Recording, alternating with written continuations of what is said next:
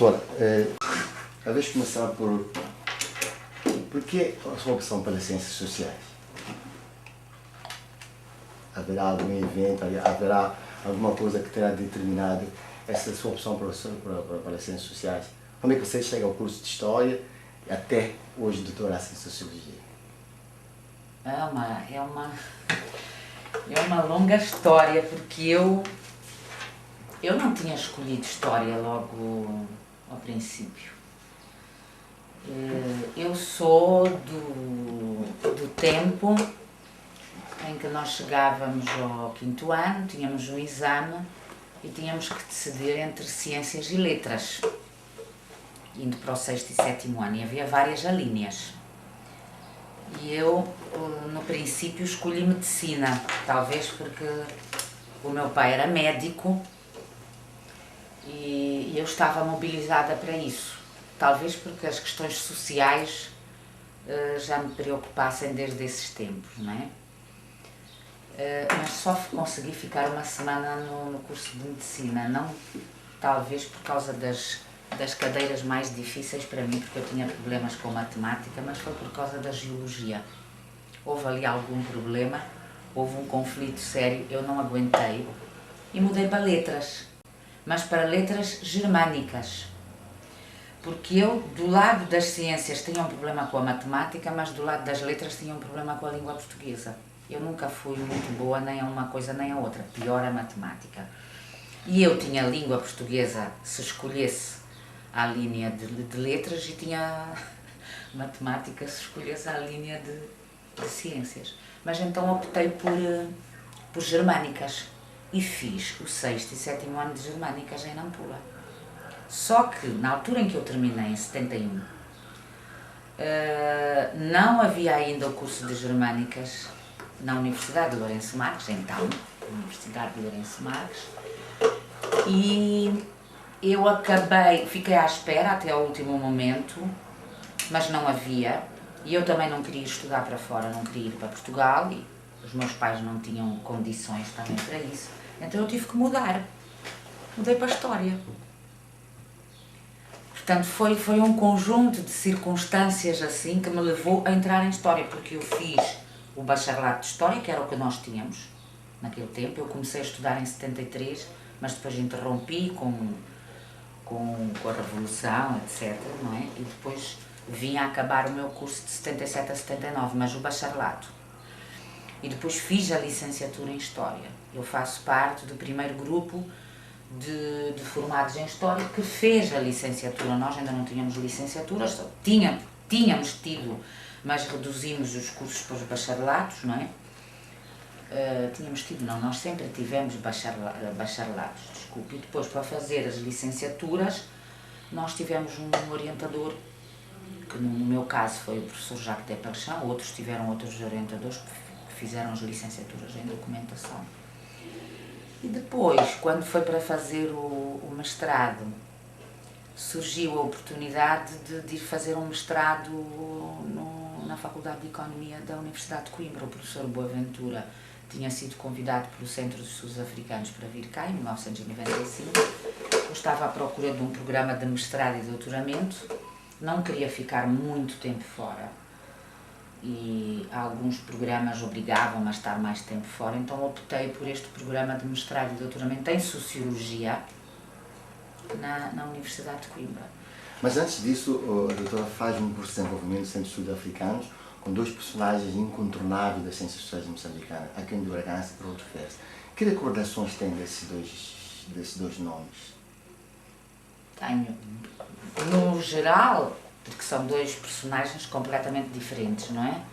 Tenho muito boas recordações. Porque, primeiro, o Aquino, não é? Que foi ele que montou o Centro de Estudos Africanos logo nos primeiros anos da independência, não é? E com os primeiros cientistas sociais formados em Moçambique, porque o Centro de Estudos Africanos é inicialmente constituído por moçambicanos que estavam a sair do curso de História, sobretudo do curso de História.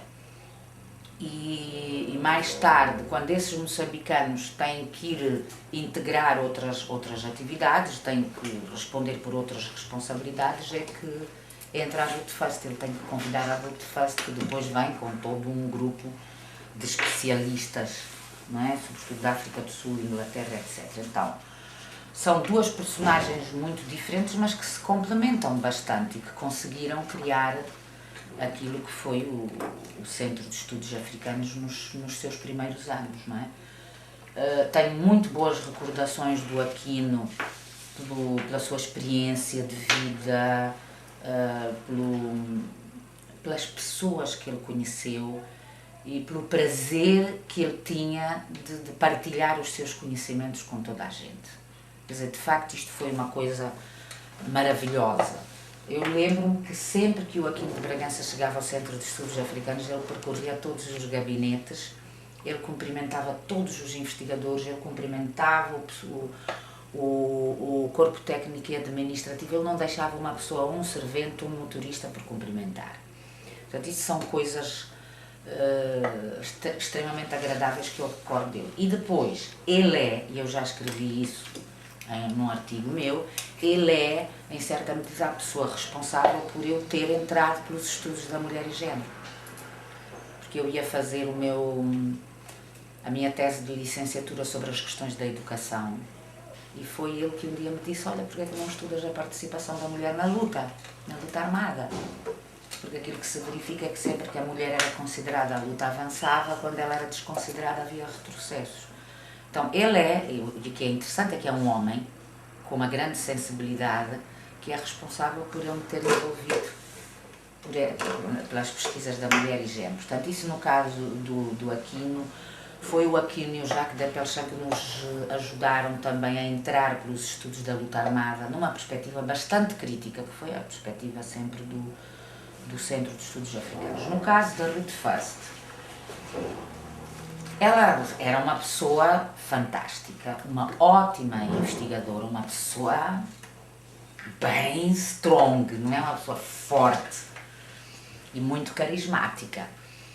Eu não tinha uma ligação muito grande com ela, porque ela tinha essas características todas boas, mas era uma pessoa muito distante, não é? Ela fazia parte, isto na minha maneira de ver, do núcleo duro aqui no Centro de Estudos Africanos, que tinha o seu grupo, e nós éramos os novos, os novatos. Quer dizer, eu em 1980, eu termino o bacharelato em 79, e eu logo em janeiro, fevereiro de 80 entro para o Centro de Estudos Africanos, e é nesse ano que eu faço o curso de desenvolvimento.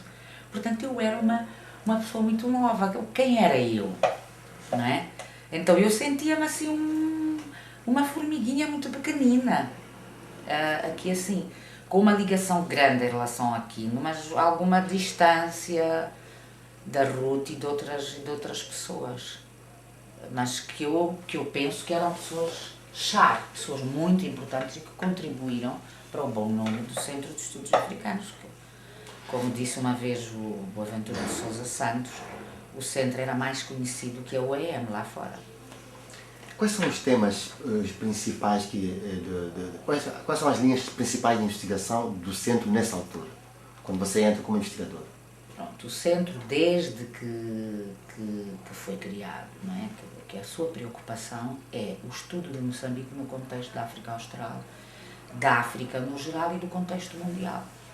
Mas a preocupação central era estudar Moçambique, compreendendo que Moçambique estava inserido num determinado sistema, que era muito influenciado pela dominância da África do Sul. Portanto, aquilo que se percebia é que era preciso estudar Moçambique e as transformações, a construção do socialismo em Moçambique, num momento especial da história mundial e da história africana, portanto, um momento de continuação das descolonizações, mas já a última fase das descolonizações, porque os países de colonização portuguesa são dos últimos, mas nós depois ainda temos a Namíbia, não é? E ainda temos depois a Rodésia e temos, portanto, o fim do apartheid, digamos assim, na Rodésia, na África do Sul e na Namíbia, não é? Então são momentos fundamentais, e aquilo que se pensava é que era preciso entender Moçambique, compreender as relações sociais, económicas e políticas em Moçambique, num momento de transição extremamente importante, mas num contexto mais mais global, de sistema da África Austral, no contexto africano, no contexto mundial. Portanto, logo os primeiros estudos que nós fizemos estavam ligados com as questões da terra, com as questões das cooperativas, com as questões das mudanças da economia, mas também o estudo da situação rhodesiana, é um dos primeiros documentos que sai, e depois a questão do mineiro, porque isto já cobria uma parte, portanto a parte sul e a parte centro de Moçambique, digamos assim, depois todos os estudos sobre as machadas estatais, sobre as cooperativas, sobre as mudanças na produção do campo, etc.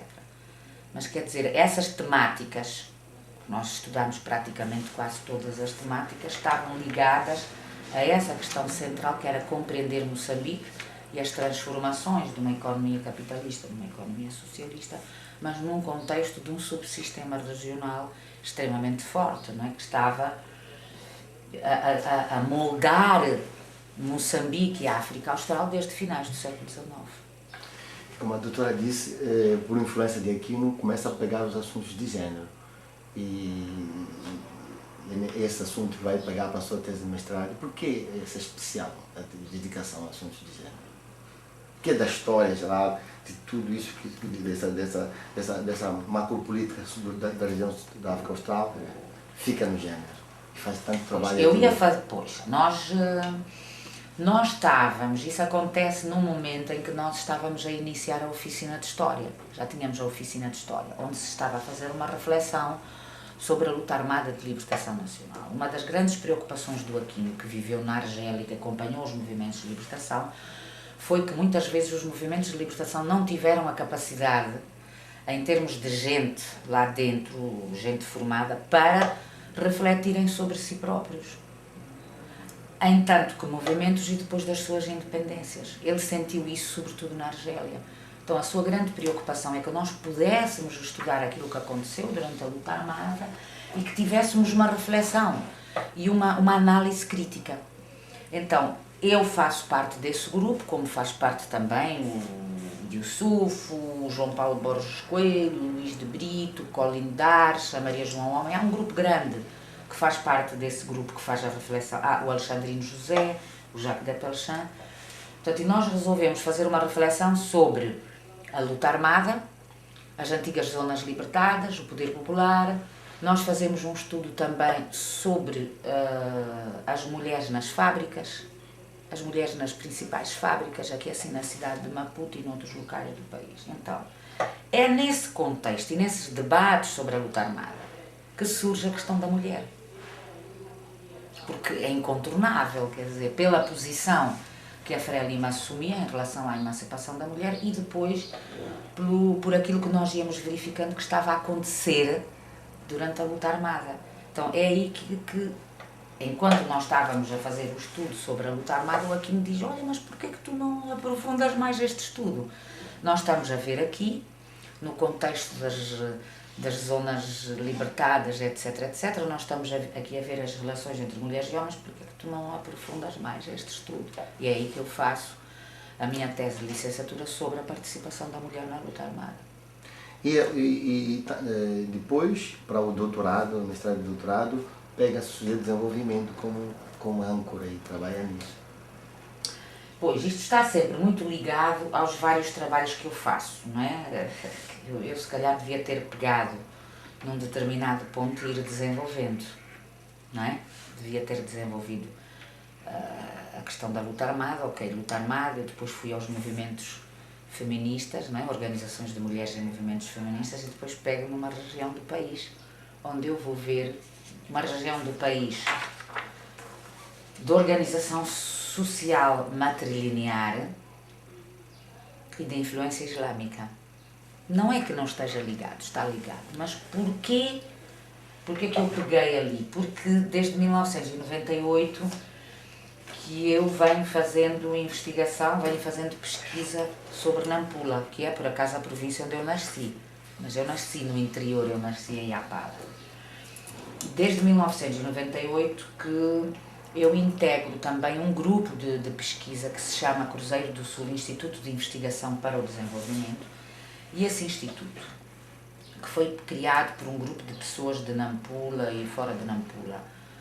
Foi criado por iniciativa da Embaixada da Holanda, que trabalha sobretudo sobre Nampula e que queria ter um grupo de académicos independentes que pudesse fazer o acompanhamento e a crítica ao seu apoio à província de Nampula.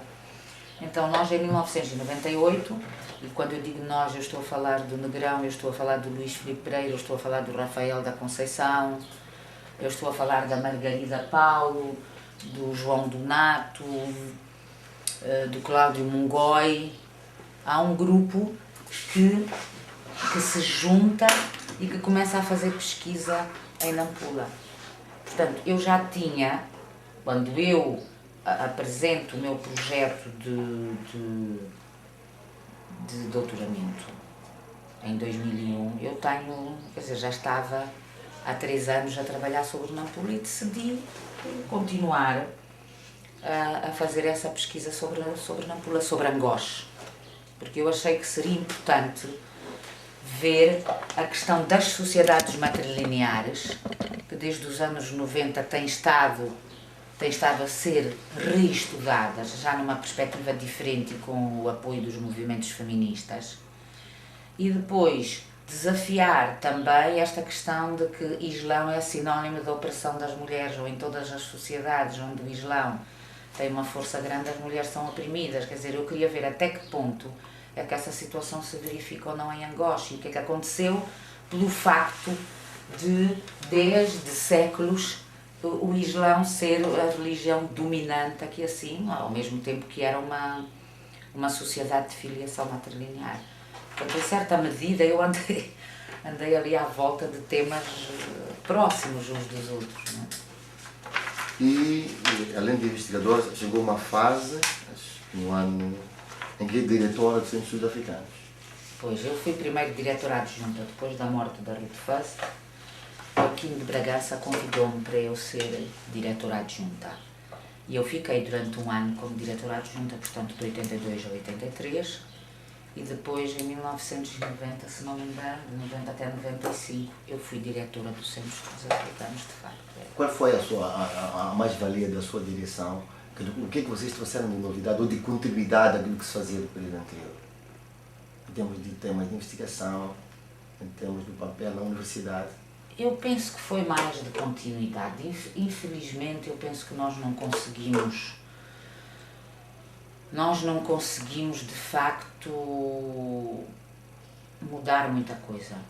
Não é?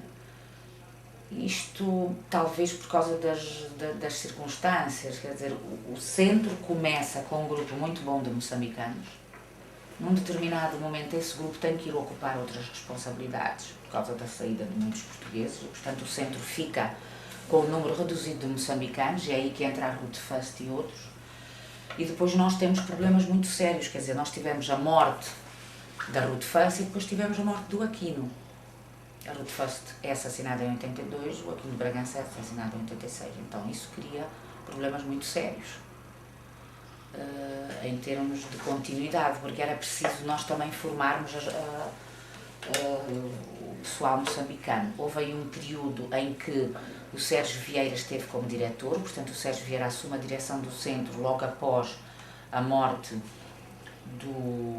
do Aquino de Bragança, portanto ele está praticamente de 86 até 90, quando eu assumo a direção do centro, e houve um aspecto positivo pela força que ele tinha, que foi de conseguir continuar a ter apoios e conseguir contratar gente para o centro, porque nós tivemos um período em que praticamente não tínhamos quadros de contratação.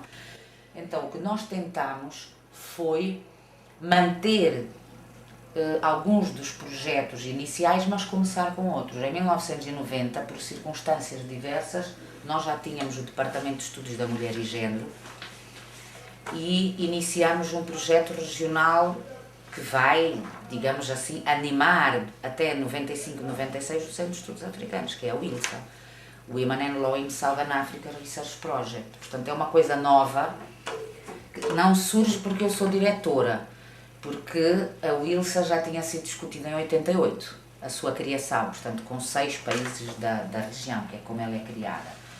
Mas E também o Núcleo de Estudos da Mulher tinha sido criado em 88 e transforma-se em Departamento de Estudos da Mulher e Género em 1990. Então, não são coisas que surgem com a minha direção, portanto, como diretora do centro, mas são coisas que continuam e que se dá força, não é?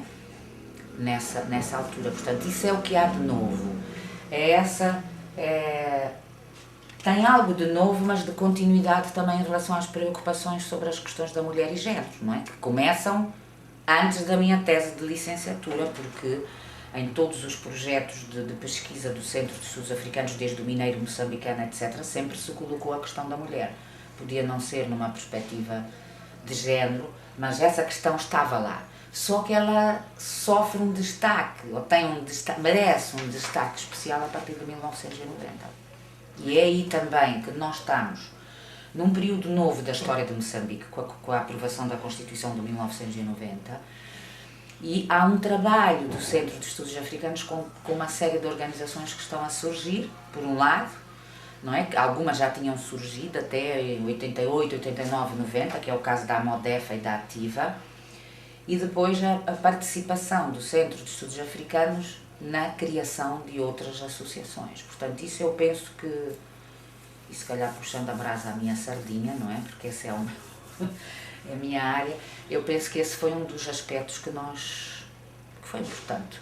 Trabalhámos muito com organizações, trabalhámos na formação de cooperantes que vinham para as organizações, aqui assim. Esse período foi um período marcado por isso também. Outra coisa importante da sua experiência foi um curso sobre ideologia de libertação nacional organizado por Mário de Andrade e Maria do Céu. Que recordações tem de Mário de Andrade? Tenho as melhores recordações dos dois. Ele era uma pessoa encantadora, quer dizer, ele faz parte de uma determinada geração, à qual também pertencia o Aquino, todos esses grandes dirigentes, e ainda temos aí o Marcelino dos Santos, não é? Eu conheci-o como docente e depois também como amigo, e era de facto uma pessoa de um grande conhecimento, de uma grande experiência e de uma certa humildade também, porque eu penso que isto é importante. Pode ser que ela até nem fosse, não é? Mas pelo menos no trato connosco, ele sempre foi uma pessoa também disposta a partilhar, sempre a falar sobre a sua experiência e a partilhar esses mesmos conhecimentos e sobretudo mobilizar-nos para tomarmos uma posição crítica. Eu acho que isso foi um aspecto muito importante. Não podemos esquecer que ele fez parte da Revolta Ativa, do grupo da Revolta Ativa, que teve problemas em Angola, durante a presidência do Agostinho Neto. Eles estiveram presos, ele e Maria do Céu Reis. Não é? Então, eles pertencem a um grupo de pessoas que questionou o MPLA, as direções autocráticas e de cima para baixo, que infelizmente caracterizaram muitos dos movimentos de libertação e caracterizam algumas das direções dos países depois da independência, não é? E também há dois momentos importantes na sua carreira de docente. É a formação dos professores do Centro da geração 8 de março, e depois tem a faculdade de antigos combatentes de vanguarda. O que tem a dizer sobre essas duas experiências? São experiências boas porque nos enriquecem. Para mim, os antigos combatentes enriquecem, quer dizer, nós estávamos a lidar com antigos combatentes e trabalhadores de vanguarda, pessoas que tinham imensa experiência, mais velhos do que nós. Eu muitas vezes sentia-me pequenina. Lembro-me que eu fui professora do CAPES, Manuel CAPES, já morreu, que foi diretor nacional de educação. Quer dizer, nós estávamos naquele momento em que quase que endeusávamos aqueles que participaram na luta armada, porque também eles ainda não se tinham perdido, muitos deles ainda não se tinham perdido tantos aí nos caminhos da desgraça, não é? E eram pessoas bastante respeitadas, mas alguns deles mereceram esse respeito sempre. Portanto, foi uma experiência muito boa. Nós trabalhávamos em conjunto. Portanto, era a Teresa Cruz e Silva, eu, Alexandrino, o Yusuf Adam e o Jacques de Barchão, porque nós dávamos metodologias de história num dos antigos combatentes. Tenho pena que aquela experiência tenha acabado, porque foi muito, muito, muito boa. Foi uma experiência de trabalho conjunto, de preparação conjunta das aulas, dos programas das aulas, perdão, de reflexão sobre as aulas que nós estávamos a dar. Era como se nós estivéssemos a fazer uma coisa nova, mas refletindo sempre sobre ela. E tivemos um grande apoio do Arancibia, Jorge Arancibia, um grande especialista em sistemas de educação e que trabalhou connosco, um chileno, que esteve cá nesses anos. No caso dos cursos de formação de professores, nós sabemos que houve uma série de cursos que interromperam, que fecharam, criaram-se os cursos de formação de professores porque era preciso formar professores. Isso criou alguns problemas sérios, porque as pessoas eram obrigadas a ir para os cursos de formação de professores, mas havia outros cursos que continuavam abertos. E os cursos de formação de professores eram considerados cursos de segunda ou de terceira categoria. Foi muito sério. Eu lembro-me de receber chamadas de mães e pais de alunos a pedirem para os filhos não irem para os cursos de formação de professores porque eram muito bons alunos e tinham direito para ir para um curso, um outro curso. Lembro de ter falado com o Ganhão, na altura era nosso reitor, sobre este assunto, porque eu dizia, olha, eu gosto de ter uma boa relação com os meus alunos quando eu lhes dou aulas. E a verdade é que eu estou a dar aulas com alunos que não estão satisfeitos. Porque eles sabem que eles vão ter que fazer uma coisa que eles não querem, que é ser professores. Aquilo criou conflitos muito grandes. É verdade que numa fase inicial a ideia era que se formavam os professores e que quando os professores iniciassem o exercício da sua profissão, que se manteriam contactos. E em alguns casos esses contactos mantiveram-se com eles e que eles depois vinham para um refrescamento, etc. Mas com a guerra, com toda uma série de coisas, todo esse espírito se perdeu. E eu fui encontrar em Montepuez um estudante que foi para lá não sei quanto tempo e lá ficou, um professor. Esse foi um dos problemas. É verdade que nós precisávamos de formar professores, mas se calhar podíamos fazer de uma outra maneira, não sei. É fácil à distância a gente falar, mas na altura já estávamos a levantar uma série de questões. Depois houve alunos que se revoltaram. Disse que ouviu falar na questão dos rebeldes do Aquário, sim. não é? Constantino Reis. Sim, que eu depois encontrei em Coimbra. Eu recebi uma ameaça de morte do grupo dos rebeldes do Aquário. Então, quer dizer, a gente sabe que determinadas decisões nem sempre são bom aceitas por toda a gente. Quer dizer, nem tudo é aceito por toda a gente, e ainda bem, porque isso mostra a diversidade da sociedade, não é? Mas, pronto, foi um período um bocado difícil. Para mim foi bom, eu aprendi muito. Eu fui professora dos cursos de formação de professores da 6ª e 7ª, da 8ª, não, da 5ª e 6ª, não é? Como é que é? Era 10ª e 11ª, 9ª, 8ª e 7ª, 5ª e 6ª, é isso. 5ª e 6ª, 7ª, 8ª e 9ª, 10ª e 11ª classes. Sempre dei história. História de Moçambique, história da África, história geral. Foi importante em termos de aprendizagem também. Mas trouxe toda uma série de problemas porque os alunos não se sentiam mobilizados. Porque eles sabiam que saindo dali tinham que lhe dar aulas e eles não queriam. Eles queriam ter o direito de optar pelo curso e pela atividade que eles iriam realizar depois do curso. E entrando para a formação de professores, eles já sabiam que eles tinham que ser professores.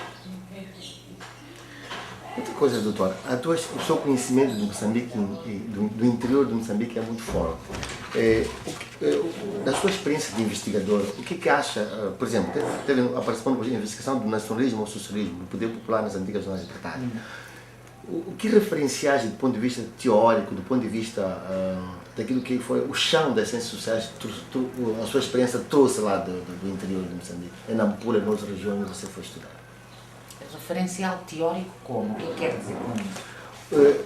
Você foram estudar nacionalismo e socialismo.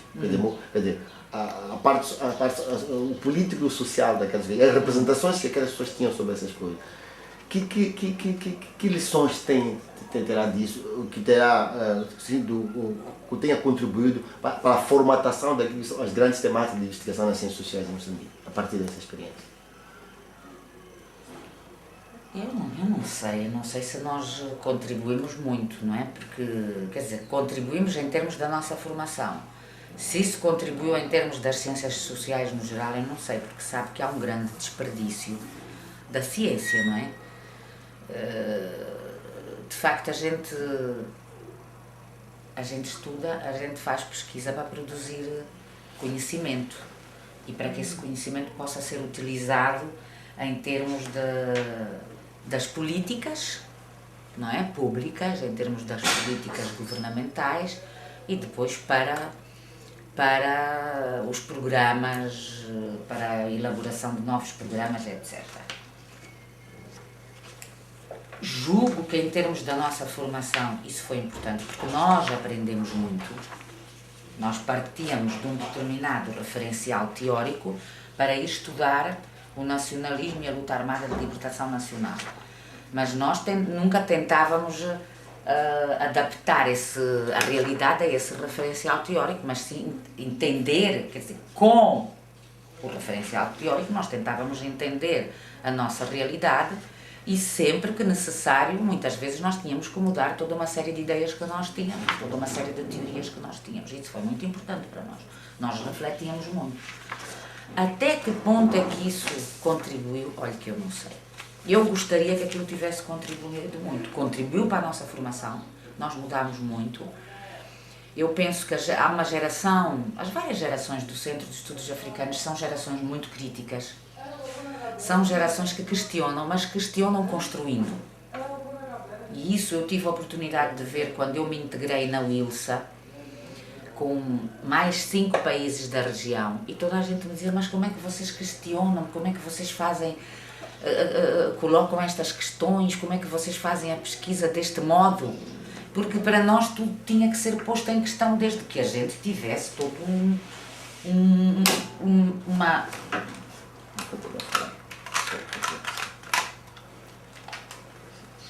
Desde que a gente se preocupasse com as questões teóricas e que contribuísse também para essas teorias, porque a teoria não está acabada, não é?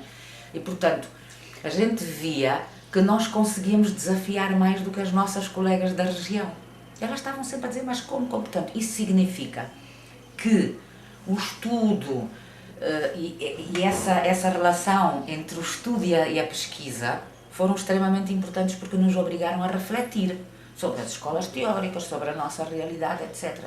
E fizeram-nos críticos construtivos.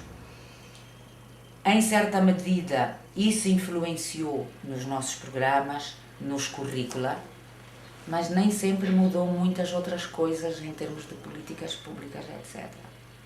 Há um momento em que há um casamento, mas agora, não sei, eu sinto um vazio muito grande em relação a um determinado número de coisas da pesquisa que a gente fez. Um esvaziar do coração, da alma, de um determinado número dessas coisas que a gente fez, talvez por causa das condições atuais, em que a gente já não faz a pesquisa só por amor à pesquisa, mas também porque precisa de dinheiro.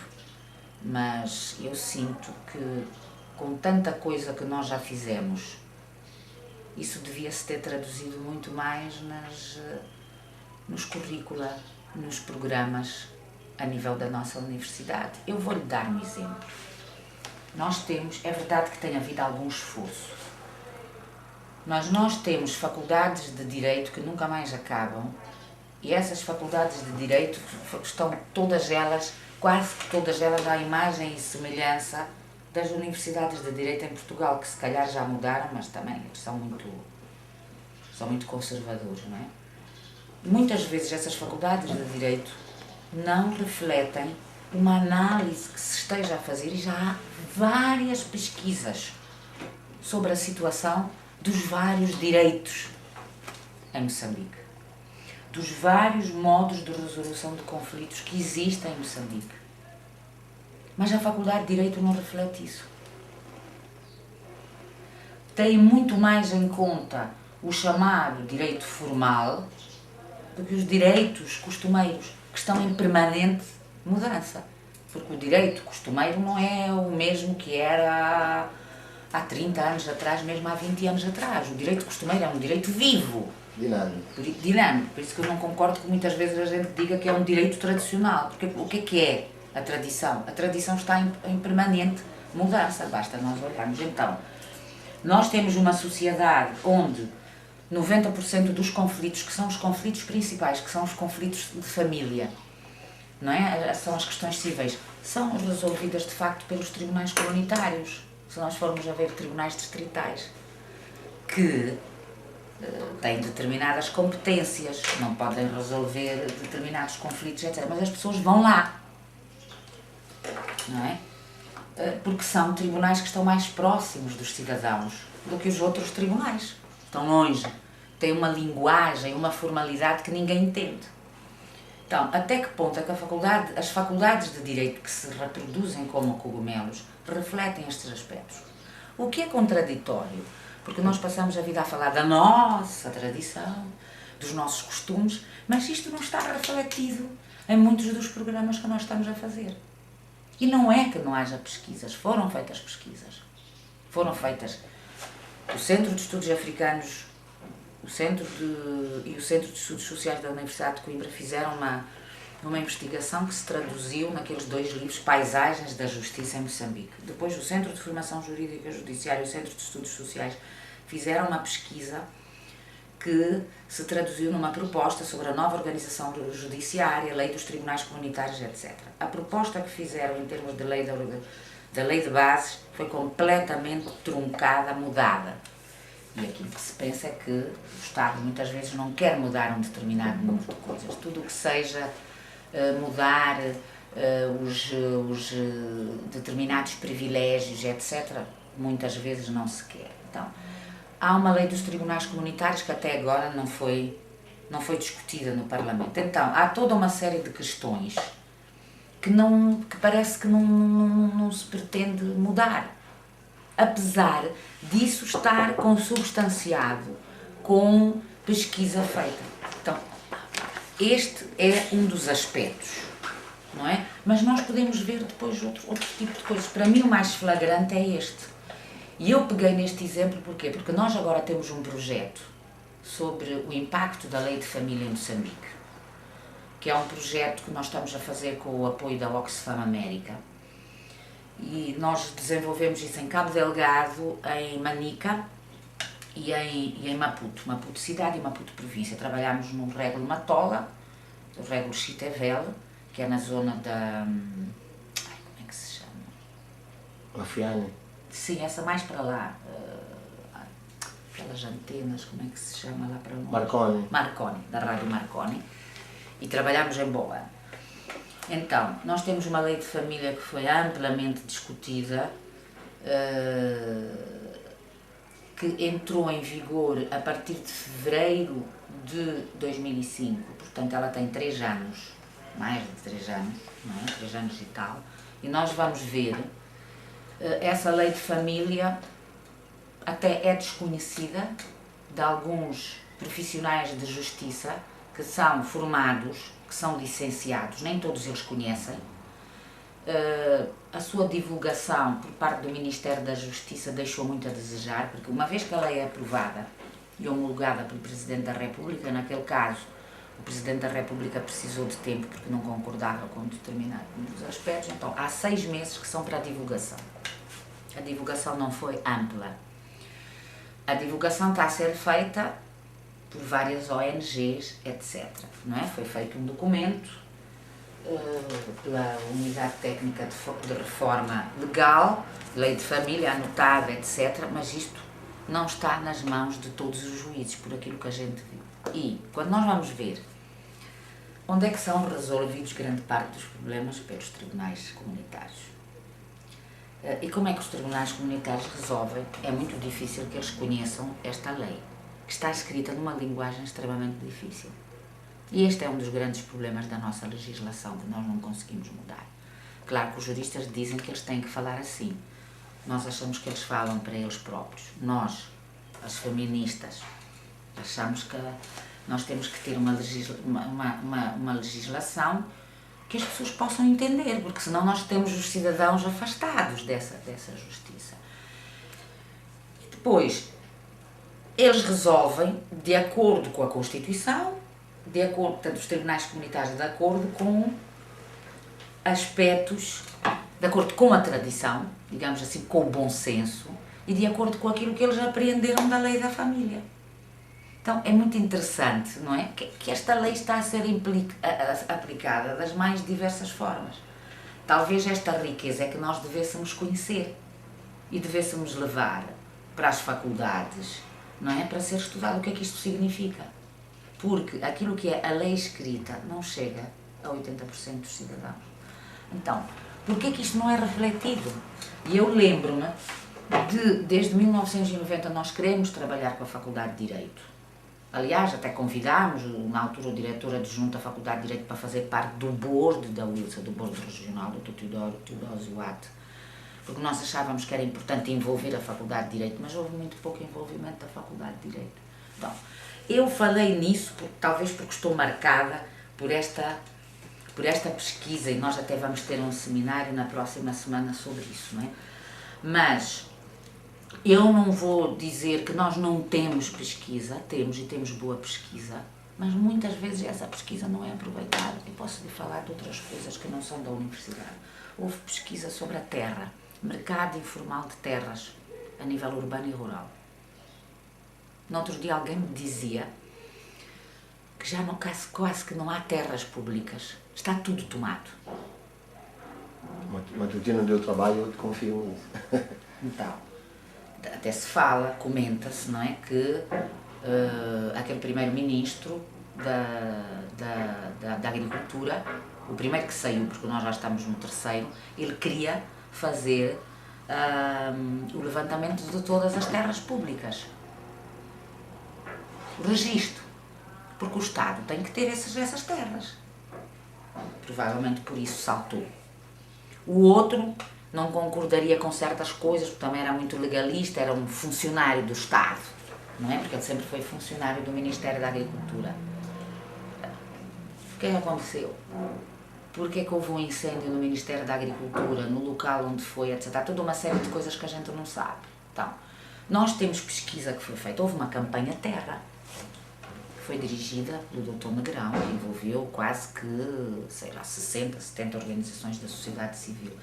Trabalhou-se muito nesses aspectos, tentou-se chamar a atenção do papel do Estado para os bens públicos, etc. O que é que está a acontecer hoje? Dizem que nem as florestas até são bens públicos. Não é que não haja pesquisa. O Cruzeiro do Sul fez pesquisa sobre a questão da terra, mercado informal de terras a nível urbano e rural. Já não sei se foi o urbano, mas penso que foi o urbano que foi solicitado pelo primeiro-ministro da Agricultura. Nunca conseguimos discutir isso. Há um núcleo de estudos da terra aqui na Universidade Eduardo Mondlane. O que é que nós conseguimos em relação a essas coisas? Então, eu penso que nós temos pesquisa, podíamos fazer mais, mas nós temos pesquisa.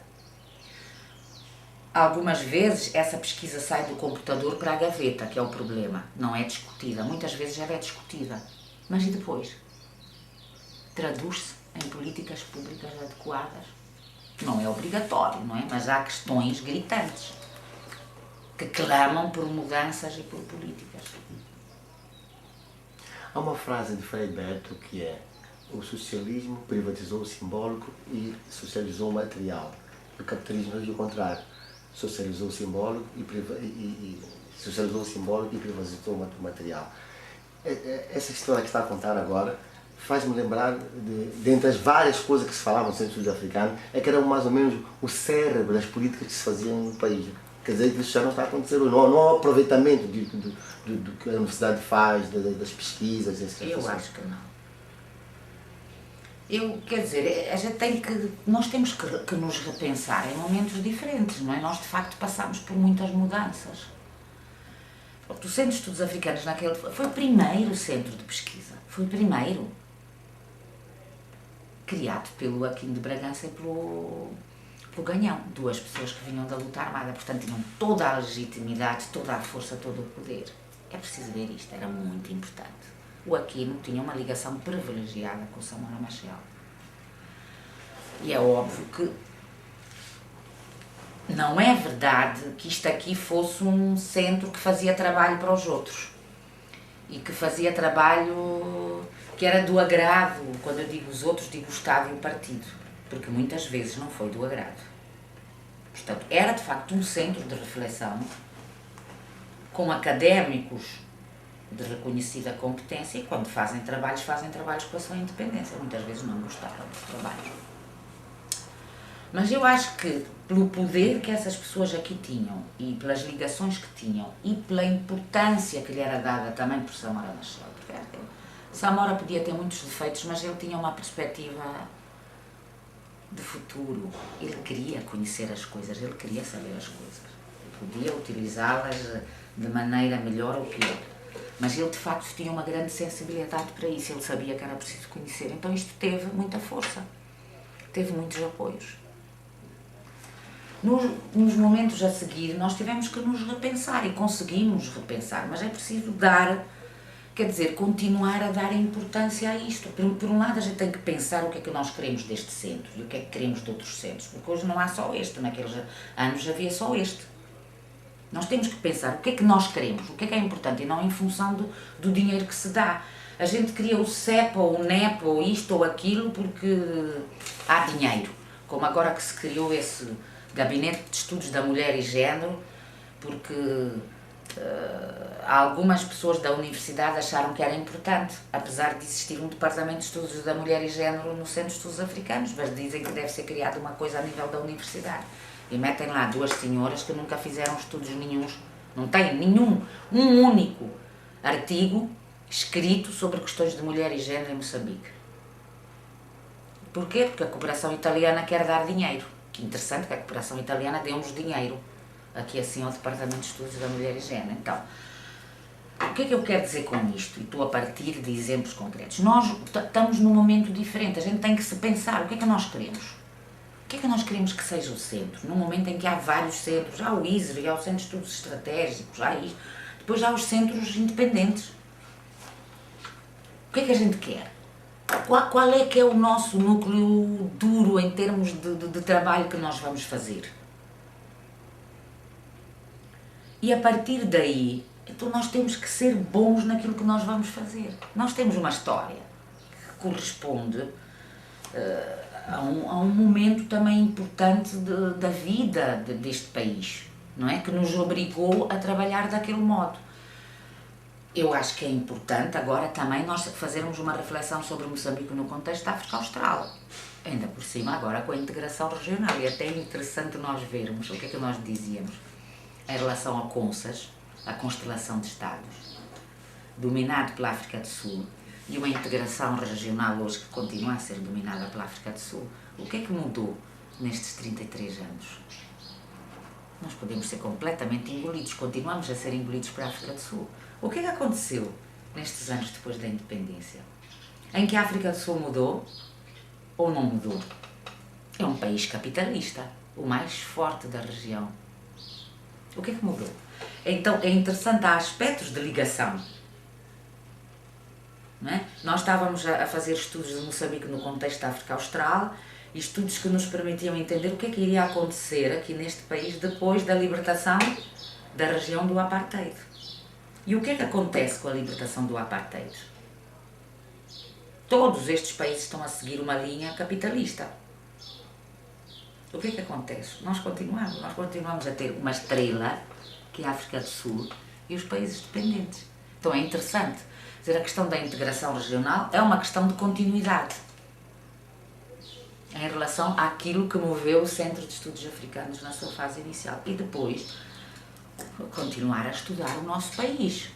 Quais são os nossos desafios neste momento de democracia? Que democracia é que nós temos? Uma democracia representativa? O que é que isso significa em termos de cidadão?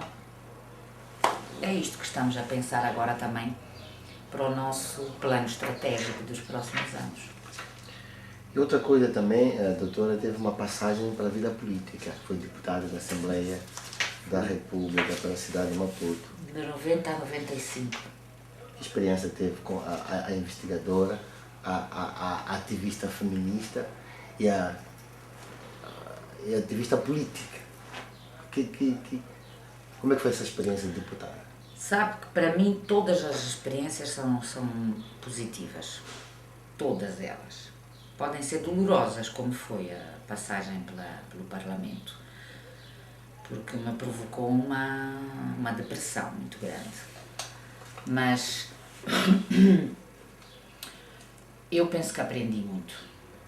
Aprendi a ver como é que é o poder político, como é que são as relações de poder numa instituição que é o Parlamento, que não tem nada a ver com o que ele é hoje, porque aquele era o primeiro Parlamento multipartidário, a primeira legislatura multipartidária, ainda se estava a construir esse sistema multipartidário que não tinha tantos vícios como a mim me parece que ele tem hoje. Então, foi uma experiência extremamente rica, porque,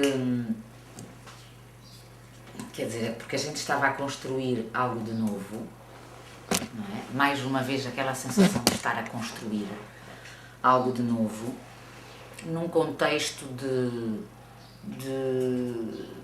representativo, não é? Que tem toda uma série de problemas, e isso permitiu-me, de facto, pegar nas reflexões que têm sido feitas em relação à democracia representativa, porque, quer dizer, quem é que conhece a Isabel Casemiro aí pelo país? Ninguém. E as pessoas vão votar naqueles deputados que lá estão. No fundo, as pessoas vão votar por um determinado partido, porque aqui o que interessa são os partidos, de facto, não é? Quem eu sou, aquilo que eu vou fazer. Se calhar, se eu concorresse por Nampula, onde eu sou mais conhecida, seria mais correto, não é? Mas eu já não estou em Nampula há muito tempo, não é? Então, depois, o modo como as bancadas fazem a política ali dentro, não é? Como é que são as relações entre nós? Como é que as pessoas se veem ali dentro?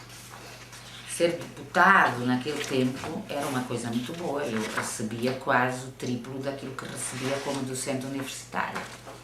Portanto, aquilo era um bom emprego, entre aspas, para se acumular riqueza, não é? Então eu lembro-me que muitas vezes, quando nós colocávamos algumas questões, lembro-me, por exemplo, a discussão sobre a reforma do deputado, em que alguns de nós achávamos que o deputado só deveria receber uma reforma por inteiro depois de estar 2 legislaturas. Não era correto. E quando essa questão veio a debate, havia deputadas e deputados que nos mandavam calar, diziam: pois, vocês têm essa posição porque vocês já têm um emprego, nós não temos. Então, está a ver, estas questões materiais e outras questões que se iam colocando ali assim, logo desde o princípio. Não é? E depois as mesmas relações de poder entre nós. Como é que a gente se via ali dentro, quem eram as pessoas, a gente começava a ver quais eram os grupos que tinham mais força, que muitas vezes correspondiam às pessoas que tinham poder económico, os debates. Eu passei pelos debates sobre a questão do caju, o desmantelamento da indústria do caju, sobre a questão da terra, a lei do trabalho. Houve momentos difíceis. Para mim, a gota d'água foi a questão da lei do serviço militar obrigatório, porque eu sou absolutamente contra o serviço militar obrigatório e muito mais dele ser obrigatório para as mulheres. E nós fomos obrigados a votar a favor da lei do serviço militar obrigatório. Isso para mim foi digamos assim, a gota d'água. Mas foi uma experiência muito positiva, em que a gente aprende que não pode ser Dom Quixote de La Mancha. Ou seja, às vezes é importante, nós temos que tomar posições isoladas quando vemos que estamos mesmo isolados, mas é que é preciso marcar posição. Mas vamos ficar sozinhos, como eu fiquei, por exemplo, em relação a essa questão da lei do serviço militar obrigatório. Eu acho que a única pessoa que estava comigo era a Lina Magaia, porque depois até me disseram que eu não respeitava as mulheres que participaram na luta armada, os membros do destacamento feminino, quando eu escrevi uma tese sobre isso, portanto, não desrespeitava ninguém, não é? Porque ali depois utilizam-se todos os argumentos.